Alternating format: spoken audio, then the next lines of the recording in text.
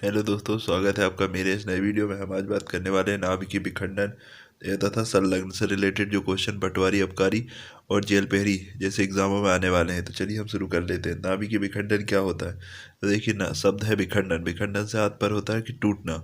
तो कौन से एटम जो भारी होते हैं वो क्या होते हैं, हल्के एटम में टूट जाते हैं। तो भारी एटम कौन से होते हैं? तो ऐसे एटम जो रेडियो एक्टिव है। रेडियो एक्टिव एटम वो होते हैं जो रेडियो पदार्थों का या जिसमें से अल्फा बीटा गामा स्वैत ही निकलती रहती है, जिनका परमाणु क्रमांक 83 से ज़्यादा होता है। उनमें जो पदार्थ आते हैं उनमें रेडियम, यूरेनियम, ये वो पदार्थ है जिनसे खुद ही अल्फा बीटा गामा किरणें उत्सर्जित होती रहती है। तो इससे क्या होता है, जब ये जो भारी तत्व है जैसे कि यूरेनियम है, प्लूटोनियम है, ये जब टूटते हैं तो भारी धातुओं से टूटकर छोटे धातु बनाते हैं, छोटे यौगिक बनाते हैं, ये छोटे अणु में टूट जाते हैं। इस प्रक्रिया को नाभिकीय विखंडन कहते हैं। इस विखंडन से क्या होता है, इससे विखंडन के कारण बहुत ज़्यादा मात्रा में ऊर्जा उत्पादन होती है। तो इस प्रक्रिया को नाभिकीय विखंडन कहते हैं। नाभिकीय विखंडन को सबसे पहले अमेरिका के वैज्ञानिक स्ट्रसमैन और हॉर्न द्वारा दिखाया गया था। यूरेनियम जैसे 235, इसका जो द्रव्यमान है वो 235 होता है। जब इस पर न्यूट्रॉनों की बमबारी की जाती है तो हम पाते हैं कि यूरेनियम जो है वो विखंडित होकर दो भागों में टूट गया है। और इससे जो है यूरेनियम के टूटने की इस क्रिया को ही नाभिकीय विखंडन कहा जाता है। चित्र से स्पष्ट है कि यूरेनियम दो एटम्स, एक Ba और एक दूसरा क्रिप्टॉन Kr में टूट जाता है और इससे 3 न्यूट्रॉनों का उत्पन्न होता है। ये 3 न्यूट्रॉन यूरेनियम के अन्य एटम से टकराते हैं। इस प्रकार से ये जो श्रृंखला है चलती रहती है।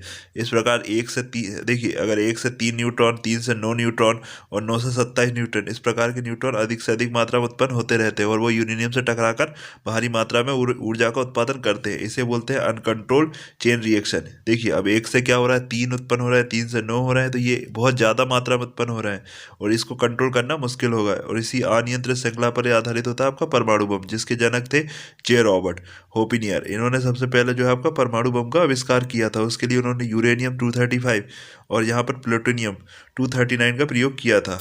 तो ये जो है आपके नाभिकीय विखंडन के सिद्धांत पर ही आधारित है। और नाभिकीय विखंडन में भी दो प्रकार की श्रृंखलाएं होती हैं, नियंत्रित और अनियंत्रित। तो अनियंत्रित श्रृंखला का जब हम प्रयोग करते हैं, क्योंकि बहुत अधिक मात्रा में हमें विस्फोट करना रहता है बड़े स्तर पर, इसलिए अनियंत्रित श्रृंखला का प्रयोग किया जाता है और इस श्रृंखला के कारण जो है बहुत अधिक मात्रा में ऊर्जा उत्पादन होती है, जो कि क्या है, मानव जाति के लिए घातक सिद्ध होती है। इसके बाद बात कर लेते हैं नियंत्रित श्रृंखला का। तो देखिए, अगर आप कंट्रोल कर रहे हैं तो कंट्रोल करने के लिए आपको किसी चीज़ों का उपयोग करना पड़ेगा। तो अधिकांश आपने देखा होगा कि ऐसे जो है रिएक्टर होते हैं।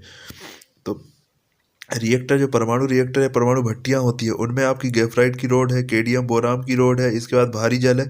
ये क्या करते हैं, न्यूट्रॉन की गति को धीमा करते हैं और मंदक के रूप में कार्य करते हैं। सही। वहीं क्या है, कैडमियम और बोरॉन की छड़ जो है वो नियंत्रक के रूप में काम करती है, कंट्रोल रोड के रूप में, और न्यूट्रॉनों को अवशोषित कर लेती है। इस वजह से जो रिएक्शन है वो कंट्रोल में आ जाता है हमारे, और उसके अनुसार हम कम मात्रा में ऊर्जा का उत्पादन कर सकते हैं। हमें जिस मात्रा में ऊर्जा की जरूरत है उस मात्रा में हम ऊर्जा का उत्पादन कर सकते हैं। इस प्रकार की जो है श्रृंखला को हम बोलते हैं नियंत्रित श्रृंखला। तो इस पर परमाणु जो भट्टी है वो नियंत्रित श्रृंखला के अंतर्गत आती है, जबकि परमाणु बम जो है वो अनियंत्रित श्रृंखला के अंतर्गत आता है। अब बात कर लेते हैं नाभिकीय संलयन की। तो संलयन मतलब होता है जुड़ना। दो या दो से अधिक हल्के नाभिक आपस में मिलकर एक बड़े नाभिक का निर्माण करते हैं। तो हल्के नाभिक की बात करें तो हल्के नाभिक में हम जानते हैं सबसे हल्का तत्व होता है आपका हाइड्रोजन। तो जब हाइड्रोजन हाइड्रोजन मिलकर क्या होता है, जब दो हाइड्रोजन के एटम आपस में मिलते हैं तब वे हीलियम एटम का निर्माण करते हैं। इससे क्या होता है कि बड़े एटम का निर्माण भी हो रहा है, साथ में बहुत अधिक मात्रा में जो है आपकी एनर्जी प्रोड्यूस होगी और साथ ही आपका न्यूट्रॉन भी उत्सर्जित होंगे।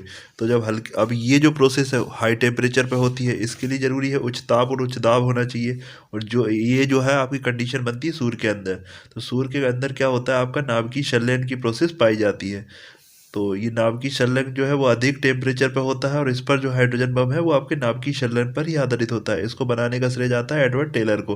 1952 में जो है आपके हाइड्रोजन बम का निर्माण किया गया था। हाइड्रोजन बम अभी तक सिर्फ 3 देशों के पास है और ये हाइड्रोजन बम जो है वो आपके परमाणु बम से भी 1000 अधिक गुना शक्तिशाली होता है।